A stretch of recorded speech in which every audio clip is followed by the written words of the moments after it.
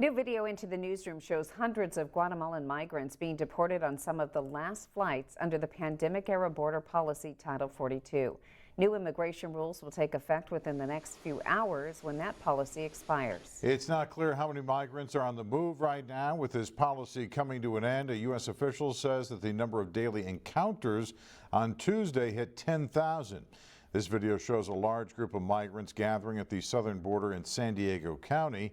Similar scenes have played out in other border cities from California to Texas throughout the day today. And the end of this policy and new immigration rules coming into place won't just impact border towns. Riverside County is also preparing for an increase in asylum seekers. News Channel 3's Jen Franco is live at the border in Calexico, just a couple of hours south of the middle of the valley, where the journey into the U.S. begins for many migrants. And Jen, are they seeing the makings of a surge at that crossing? You know, John, the flow of migrants here in Calexico has been much calmer compared to a lot of the images we've been seeing at southern border crossings around the country, like you just talked about. So far today, since we've been here, we've seen 3 small groups get dropped off by Customs and Border Protection.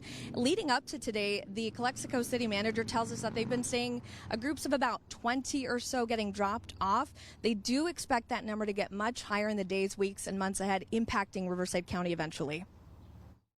Paperwork in hand, this small group of migrants is dropped off in Calexico, just feet from the wall bordering Mexicali. There, local officials and nonprofits set up a mobile site to offer migrants assistance. That's where we met Jose Arias Torres, who traveled more than 2,000 miles from Tapachula, Chiapas in Mexico.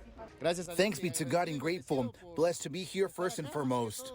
Like so many others, he's looking to escape the current conditions in his home country. It's the economic crisis Mexico is. You can't say it's a good place. Carrying just a small bag with some belongings, he's heading to Texas, where he has family. But for now, he's on his own. It's complicated right now knowing if my family will want to return. Some of the migrants arriving to the U.S. here in Calexico could soon travel through Riverside County. There, officials are preparing for what's to come as Title 42 comes to an end. Shane Reichart with Riverside County says that means working with state and local partners.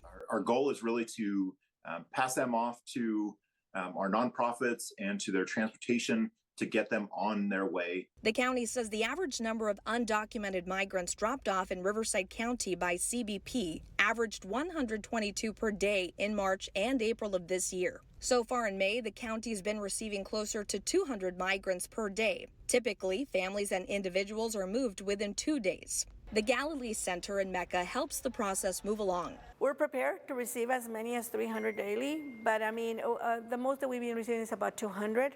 Between March 2021 and April of this year, the county has spent nearly $10 million to cover the costs of aiding migrants. Funding covers transportation, food, and other wraparound services. Hopefully it will not happen like what happened in December. In December, the number of arrivals spread resources thin, leading CBP officials to release more than 100 migrants into Riverside County communities. Officials say continued support and funding from the federal government is important at making sure street releases don't happen again.